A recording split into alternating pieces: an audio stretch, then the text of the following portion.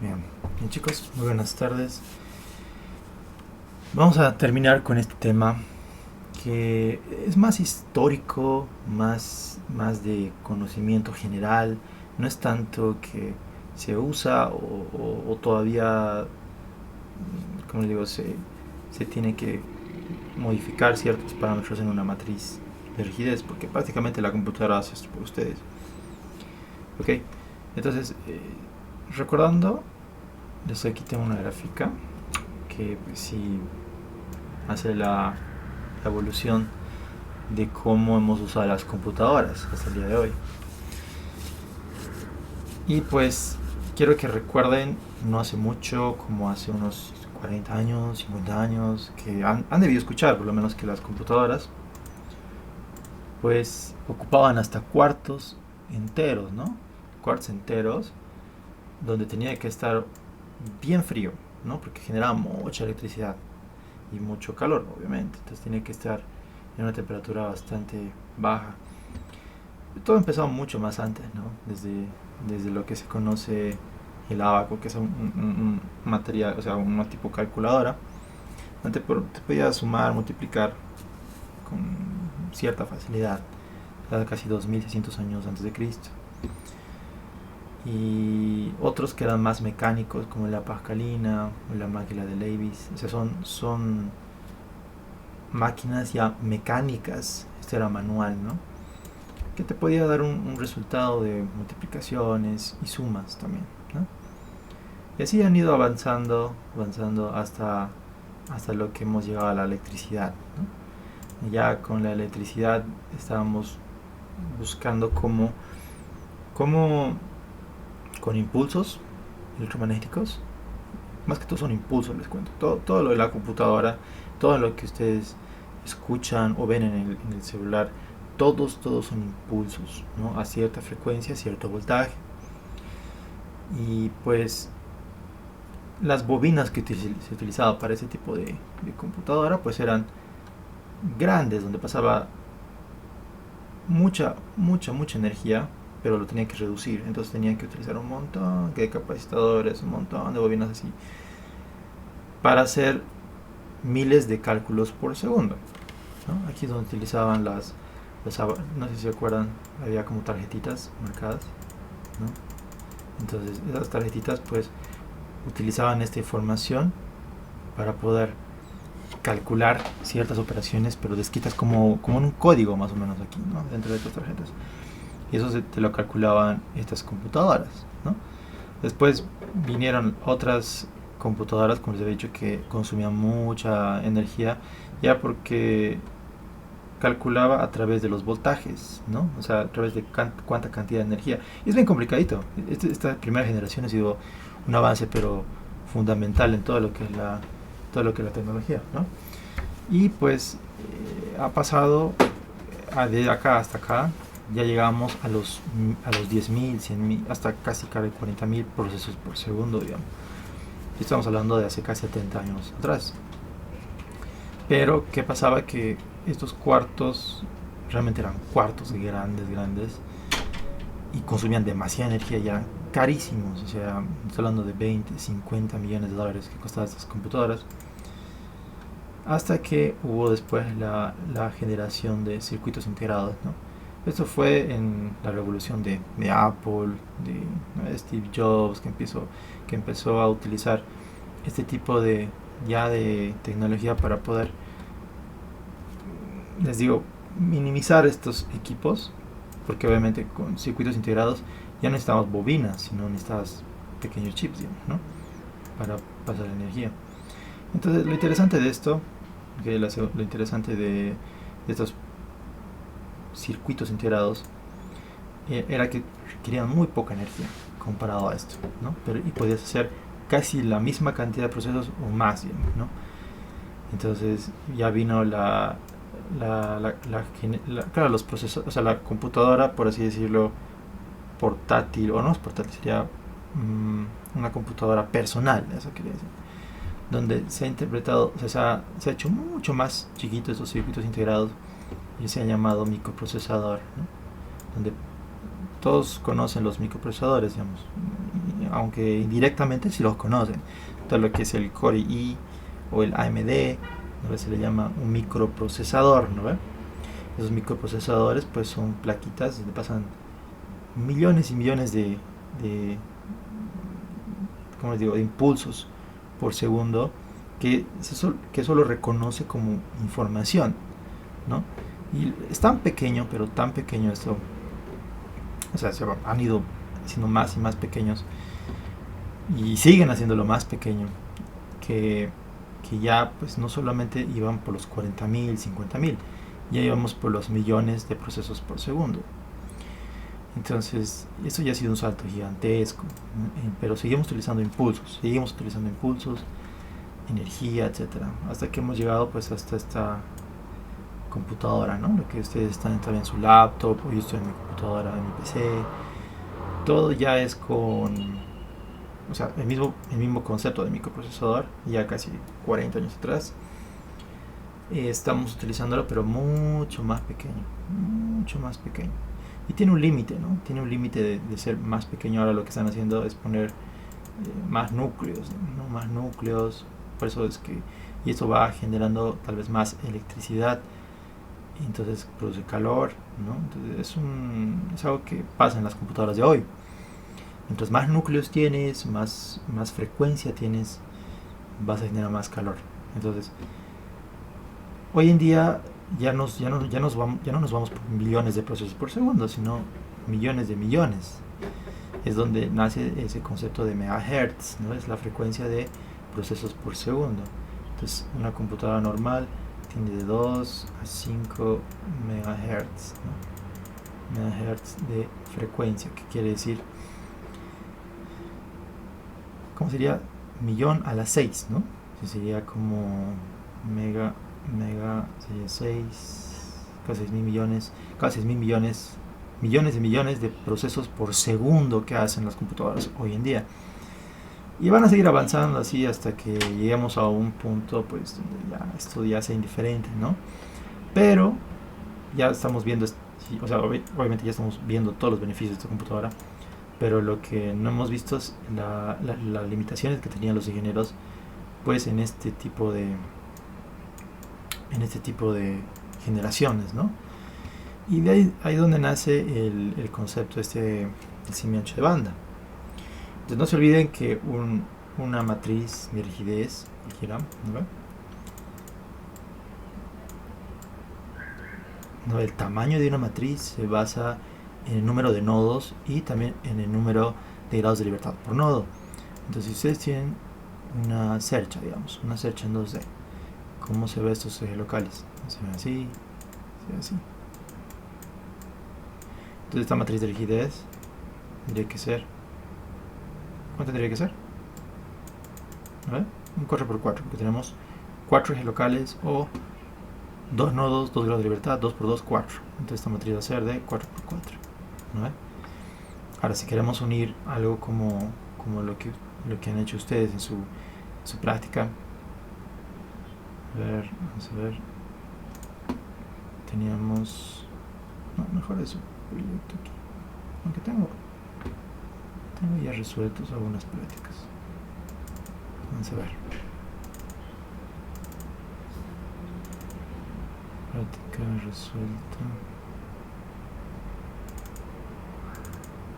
aquí está. Por ejemplo, este ejercicio 5 me llama la atención, ¿no?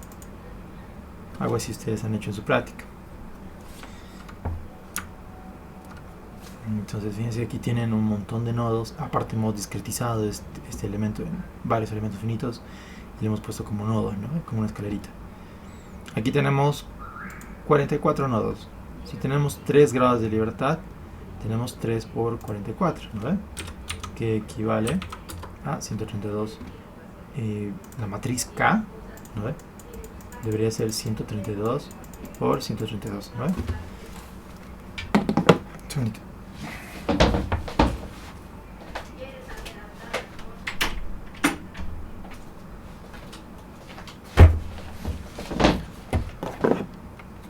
Ya. Entonces, la matriz que teníamos acá, pues se define en número de nodos. Peor aún cuando esto se discretiza más, digamos. Si yo lo quiero dividir esto en más elementos finitos, se podría triplicar, cuadriplicar. Y peor aún cuando tenemos placas sobre estas vigas, porque las placas se discretizan mucho más y esa discretización produce otra subdiscretización en los elementos.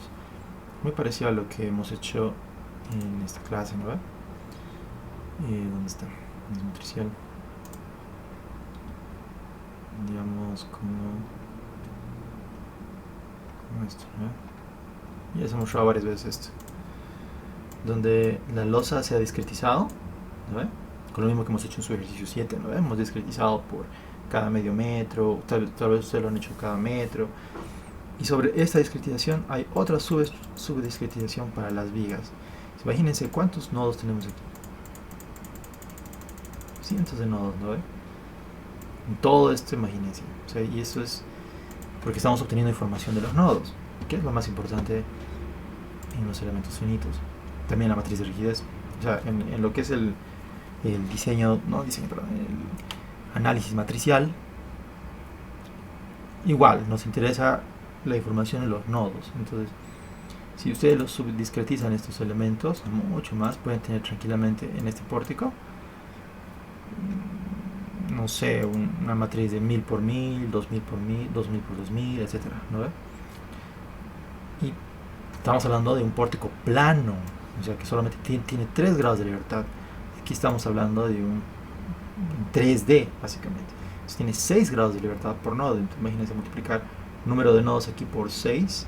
O sea, aquí solamente las vigas tranquilamente pueden tener unos 15.000 por 15.000, 20.000 por 20.000. ¿Qué va a pasar cuando tengan un edificio? Van a tener tranquilamente 80.000 por 80.000, 100.000 por 100.000. Y solamente estoy hablando de vigas y columnas. No le estoy hablando de las losas, ¿no? Porque las losas igual tienen otro nivel de bueno, no hemos tocado ese tema de las lositas en los elementos.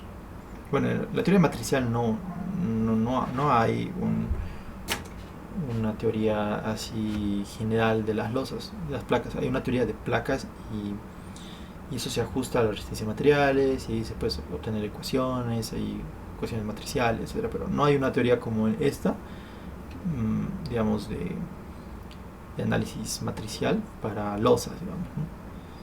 Lo que es lo más parecido a eso sería lo que hemos visto en su última clase del viernes o el miércoles, que fue la losa en elementos finitos, ¿no? ¿Por qué? Porque es muy complicado, es demasiado complicado analizar estas lositas en 2D, o sea, en 2D y hacerlo matricial, no, es muy complicado. Entonces se analiza esta, y hemos visto cómo que a través de los nodos puede pasarse la información, ¿no ve? En todo el elemento. Entonces ahí pueden obtener pues un mapeo de esfuerzos, un mapeo de formación, etcétera, en base a esta discretización, ¿no? Entonces eso es bien importante entender para qué discretizamos, por qué se ven así los modelos y por qué es tan importante tener una computadora relativamente buena para lo que ustedes van a hacer sus proyectos, modelaciones, etcétera, porque requiere miles de millones de procesos por segundo. Y no solo es eso, chicos, o sea, acuérdense que les dije que en elementos finitos se trabaja de un método aproximado. Entonces, cada elemento finito hay una suma de funciones. O sea, no solamente que es una matriz de 4x4, sino dentro de esa matriz 4x4 hay una suma de funciones que puede ser hasta 8 funciones. Imagínense, multiplicar eso por nodo, multiplicar eso por grado de libertad, o sea, ya se hace millones por millones, ¿okay? el cálculo. Entonces, por eso que cuando ustedes ponen play o ustedes ponen así cualquiera, digamos, aquí, ¿no? O una corrida o así, o un movimiento de la computadora, está haciendo millones y millones de procesos por segundo. Entonces es importante darse cuenta que para eso necesitamos una buena computadora. Okay, entonces a lo que me iba era que en esta generación fue justamente aquí tenían ese limitante de los procesos por segundo, ¿no? Entonces lo que hacíamos, bueno, lo que se hacía era acomodar la matriz de rigidez de tal forma que no te consuma muchos procesos. ¿Ok? Miren, aquí en el ejemplo de acá, por ejemplo. ¿Ok? Este es una cercha de 6 nodos. ¿Vale? Como tenemos 2 grados de libertad, son 6 nodos. Esta matriz total de la estructura va a ser un 12 por 12. ¿Vale? Ahora, va a depender mucho cómo ordenan estos elementos, o sea, estos noditos, para ver cuántos ceros va a tener aquí y aquí. Mientras más ceros tenga, esta matriz se considera que va a tener menor cantidad de tiempo de procesos. ¿Sí? Entonces, eso sí está lógico, digamos. Entonces, miren cómo puedo acomodar esta serie de números 1, 2, 3, 4, 5, 6, 19. ¿Qué tal si yo, bueno, si yo número de otra forma? Si yo digo que esto es 1, esto es 2, 3, 4, 5 y 6. Aparentemente no mucho, creo que es lo mismo. A ver, no, va a ser diferente. No, igual hay 3, va a ser lo mismo. ¿Qué tal si numeramos 4, 5 y 6? Y aquí va a ser diferente. Cada nodito se conecta con un elemento. Entonces, cuando ustedes tienen el 1 y el 6, fíjense que en el 1, como van a ser los ejes locales, van a ser así, van a ser así, ¿no? Aquí va a ser 1, 2, aquí 3, 4. Estoy respetando la numeración. Ah, no, perdón, estoy el 3, 4. 3, 4. Estoy respetando la numeración de nodos. 5, 6, 9, 10,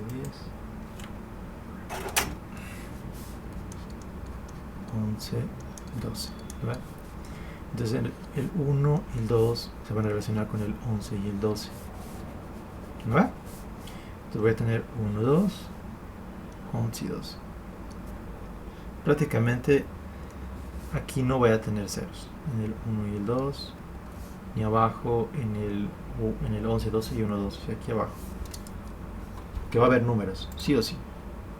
Aquí y aquí.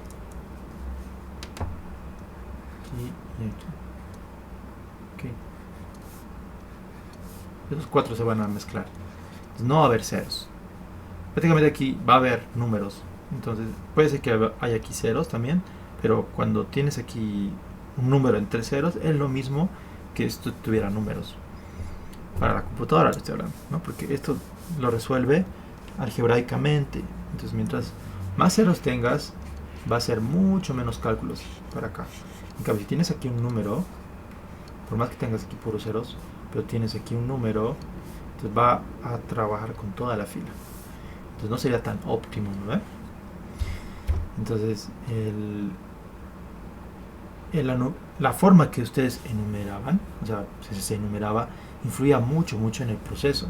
Y ustedes me preguntarán, pero ¿acaso por qué era tan importante? Bueno, era porque estas computadoras no son pues como las de ahora que tú vas a un internet y pagas 2 pesos la hora. No, aún ya casi ya han desaparecido los internet, ¿no? Pero 2 pesos la hora no es nada prácticamente. Pero esas computadoras, la hora, así literal, lo más barato que podías conseguir era $4,000. Y estos procesos pues podían tardar, como les he dicho, para un edificio o para una estructura importante, tranquilamente 3, 4, 5, 6 horas. Entonces, para un cálculo estructural pagar $20,000, ¿no? Es bastante.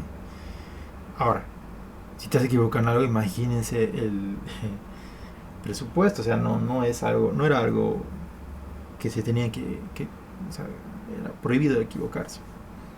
No es como nosotros, mira, no me sale, a ver, otra vez play. No. O sea, era de vida y muerte no equivocarse, que era mucha plata. Y aparte de eso, había que economizar el tiempo. Entonces, mientras más procesos tenga, más lento va a ir. Entonces, más plata es eso, digamos. Entonces, había que economizar sí o sí el tiempo. Sí o sí el tiempo. Así, la forma más rápida de economizar esto era pues trabajar con matrices más pequeñas, ¿no? O sea, matrices, perdón, no más pequeñas, perdón. O sea, el semiancho de banda mucho más pequeño. Y ahora, ¿a qué se refiere el semiancho de banda? Pues se refiere al tamaño donde va a estar el último dígito con un número tal vez. O sea, aquí esta fila, o esta columna, esta fila, puede ser que haya números ahí. A partir de esta fila o columna, pues no hay nada.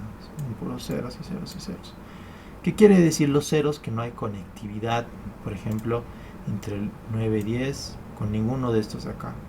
O sea, acuérdense que es como un elemento, o perdón, como un nodo, ¿no? Porque son dos nodos locales. Miren, vamos a ver esto.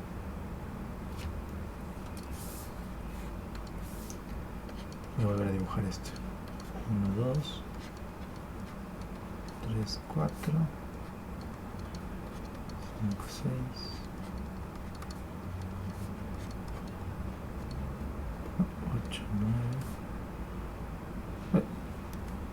Perdón, estoy comiendo un número. 9, 10, 11, 12. 12. Fíjense por qué no hay 9, 10 y 11 y 12, porque hay ceros. En el 1, 2 y 3 y 4. Sería, a ver, 1, 1, 2, 3 y 4 no se juntan con 9, 10 y 11 y 12. Fíjense que no hay conectividad de 2 con 5, o sea, estoy hablando de los nodos. Del nodo 2 con el nodo 5 no hay nada que lo conecte. Y del nodo 1 al nodo 6 no hay nada que lo conecte. Por eso es que aquí son ceros. ¿Okay? Y lo mismo ahí abajo, ¿no? Abajo también las filas como las columnas pues no se corresponden y por ende no hay nada. ¿Okay? Por esa razón había ceros. Entonces, ¿qué es lo que tienen que hacer? ¿Qué es lo más óptimo de hacer? Cuando ustedes enumeren cualquier port o estructura, pues lo más conveniente es hacer como un zigzag, como una viborita más o menos, que sea así recurrente, no como hace rato que cuando he numerado he hecho esto, ¿no? Ahí, porque termino con 6 y al final el eje local de acá con este acá se mezclan, ¿no? O sea, va a ser, digamos, el 1, 2 y este va a ser el 11 y el 12, entonces aquí ya no van a ser ceros, ¿no? Por ende la computadora podría tomar más tiempo. Hoy en día obviamente esto ya la misma computadora lo va a acomodar y le va a dar ciertos valores para que optimice el tiempo de cálculo. Antes no había eso, digamos, en los programas no había eso, ¿no ve? Y aparte que las computadoras hoy, pues por más que no hagan eso, van súper rápido, por ende no tenemos ya este problema, ¿ok? Pero sí vale la pena, como les decía, entender las limitaciones de antes, apreciar lo que uno tiene hoy y ver qué solución se le daba esas veces por lo menos. Ok, entonces el ejemplo de cómo calcular el semiancho de banda es bien sencillito. Primero dan una numeración cualquiera, como acabamos de hacer, y el D. Esta es una ecuación que debería estar aquí, porque el semiancho de banda B es igual a este D más 1 por sus grados de libertad. Así de sencillo es su ecuación. Grados de libertad para una cercha, esto es 2, ¿no ven? 2 grados de libertad. D, ¿cómo se calcula D? Aquí está. Esto es lo más importante en su examen, ¿ok? Porque esto es lo que tiene que poner sí o sí. Si no está esto y solo tienen este valorcito, que ahorita vamos a ver porque alguna gente solo pone esto, ya va a estar todo mal. Entonces hay que especificar de dónde sale este 3. Ok, entonces lo que van a hacer es restar, así de sencillo es, miren, restar el nodo mayor con el nodo menor, con el que está unido este nodito, por ejemplo. De 2 menos 1, 1. 3 menos 1, 2. 3 menos 2, 1. 4 menos 3, 1. 4 menos 2, 2. 5 menos 1, 1. 5 menos 3, 2.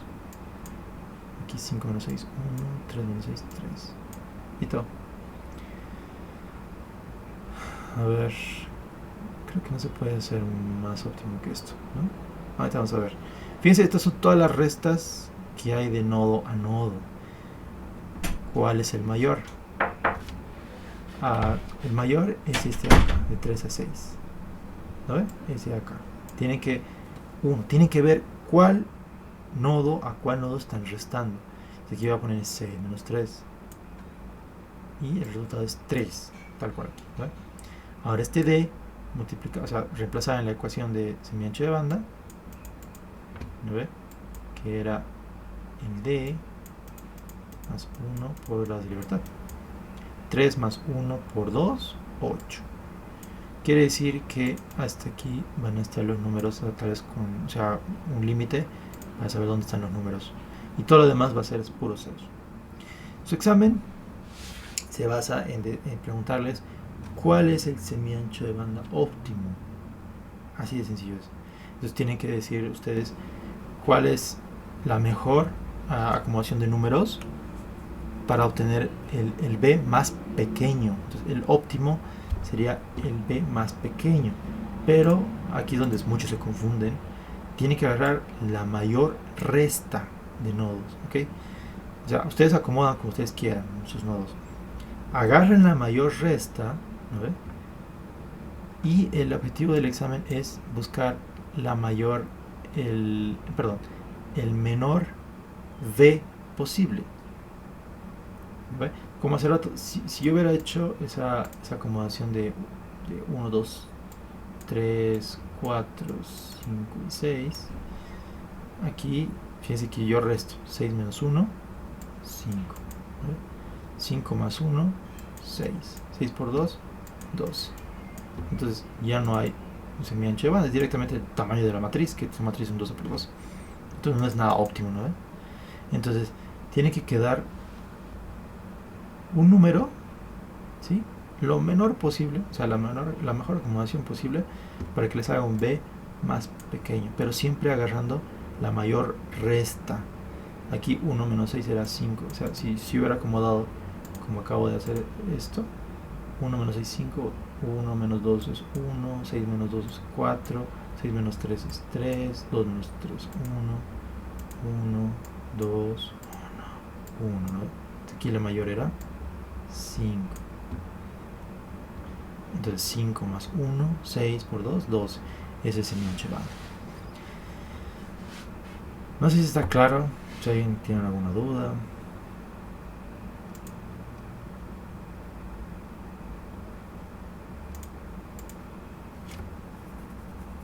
Bien.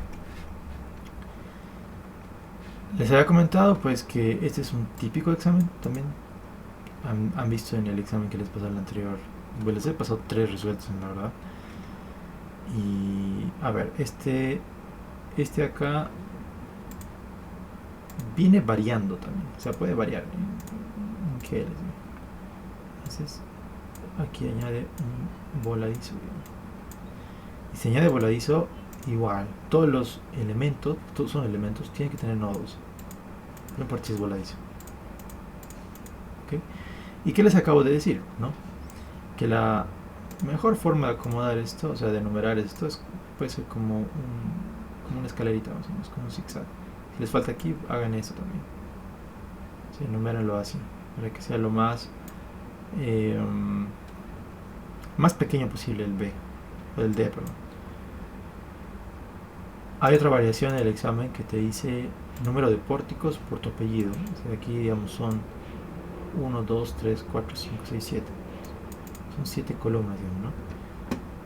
Y si tu apellido, digamos, tiene 4 letras, y hasta el cuarto pórtico te dice. Está mal dicho, pero debería decir hasta la cuarta columna, digamos. 1, 2, 3, 4. Hasta aquí. Entonces tu estructura va a ser solamente esto. Okay. En este caso, les convendría empezar de abajo y hacer así, como una viborita. En el caso que es más a lo largo, si digamos su apellido era con 7, digamos, lo más conveniente es que hagan así, a lo largo. ¿Okay? Si es así más cortito, o sea, este lado es más a lo largo, sí, a lo alto sería. Entonces les conviene trabajar de esta forma. ¿Okay? Pero trabaje más de una acomodación para ver el de más óptimo. ¿Ok? Les puede decir, por si acaso, cerchas, les puede decir pórticos, emparrillados, aquí está un emparrillado. Y siempre fijarse, o sea, cuál es la forma que tiene que responder, ¿no? Es tal cual les he planteado aquí. A ver. Es este de acá, por ejemplo. Ejemplo, calcular el CMH de banda, la siguiente cercha 2D. Entonces hacen una típica resta entre nodos, se plantean la ecuación, diferencia entre mayor nodos, aquí está el D, 6 menos 2, 4. Grados de libertad, 2. Reemplazan la ecuación de CMH de bandas, 4 más 1, 5, 5 por 2, 10. Ahí tienes CMH de bandas. Fíjense que es el mismo modelo que aquí arriba. Aquí hemos hallado 8 y aquí hallado 10. Es porque acomoda de una forma diferente, ¿no? Entonces aquí está el 1, 3, 2, 4, 5, 6. ¿Se dan cuenta? Depende mucho cómo acomodas, te va a dar un B o un D más grande. Si mientras mayor la diferencia, te va a dar obviamente un mayor CMH de banda. Y una vez que has terminado tu CMH de banda, tienes que hacer tu esquema. ¿Tu esquema de qué? De tu matriz de rigidez, toda la estructura. ¿Okay? Si tienes 6 nodos, obviamente va a tener una matriz de 12 por 12. No estoy diciendo que hagas toda la unión, no, nada, solamente el esquema de cuánto es el B, hasta dónde llega el B, todos los demás van a ser ceros, ¿ok? Y eso es todo, ¿no? Y obviamente plantearse, aquí lo que faltó es plantearse la cercha, cómo se ven los grados de libertad, o sea, esto de acá. Entonces, el ejercicio, nuevamente repito, planteamiento de nodos, ecuaciones, reemplazar estos nodos. O sea, si no tiene esto, chao, no sirve de nada. ¿Sí? Sí o sí es bien importante saber de qué nodo a qué nodo estás restando. Grados de libertad. Reemplazar la ecuación, plantear tu estructura para saber cómo se ven los grados de libertad y hacer una esquematización de tu rigidez, de tu matriz de rigidez de toda la estructura. Esto. Ok, entonces tienen aquí la esquematización de la cercha en 3D, cercha 2D, pórticos en 2D y emparrillados. Cualquiera que les toque, pues tienen que hacer el esquema. ¿Okay? No se olviden, primero enumerar nodos, reemplazar ecuaciones, reemplazar nodos, hacer el esquema, plantear grados de libertad, reemplazar la ecuación y plantear un esquema de cómo se va a ver tu CMH. En el caso como este que tienes un montón de nodos, pueden hacer así, o sea, como algo más general, ¿ya? Porque de modo que pongas 72 por 72 aquí abajo, ¿no? Entonces algo más cortito, así, algo más, sí, que se note, pero que es un semi-ancho, digamos, ¿no? O sea, se va a ver como un triángulo, así, sí. Si no, no es como una línea, ¿no? Pero se entiende que es un semi-ancho. No sé si hasta ahí todos han entendido.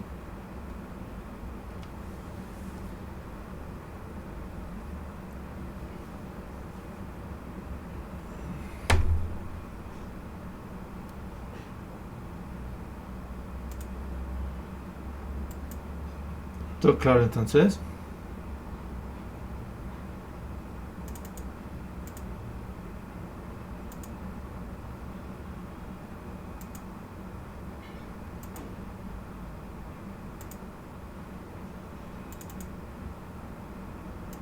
No hay pregunta entonces, ¿no? Es lo que le decía, mira. Es un típico examen.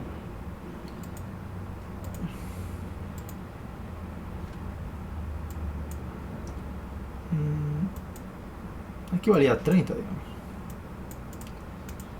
Esto fue el año pasado, segundo parcial 2020.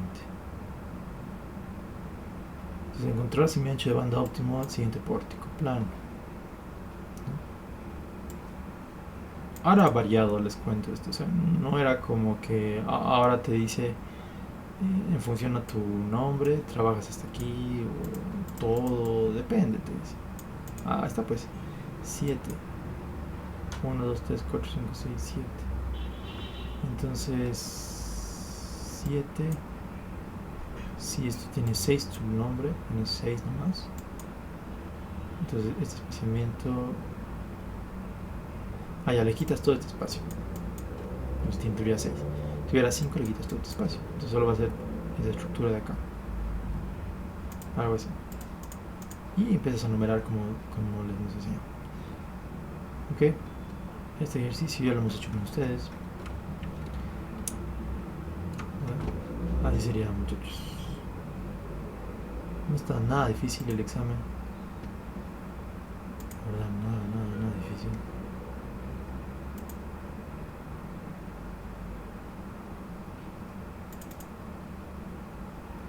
No me acuerdo dónde está eso. Examen de mesa, creo que entró eso también. No, no entró ese examen de mesa. Tampoco.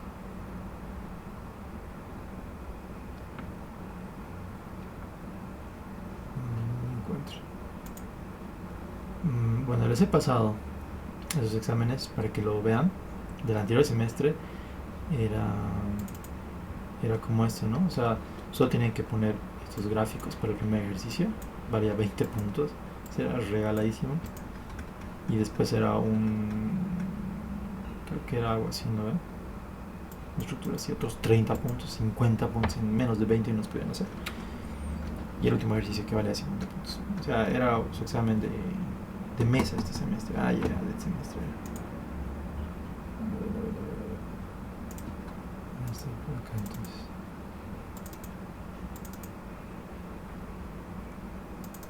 No, ya no sé dónde está.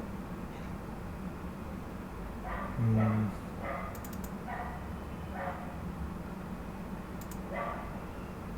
me pareció. No me pareció. No sé. Habría que buscar. Bueno, ok, pero creo que sí he explicado el miércoles anterior eso. Ok, véanlo. Nadie tiene preguntas, ¿no? Vamos a quedar.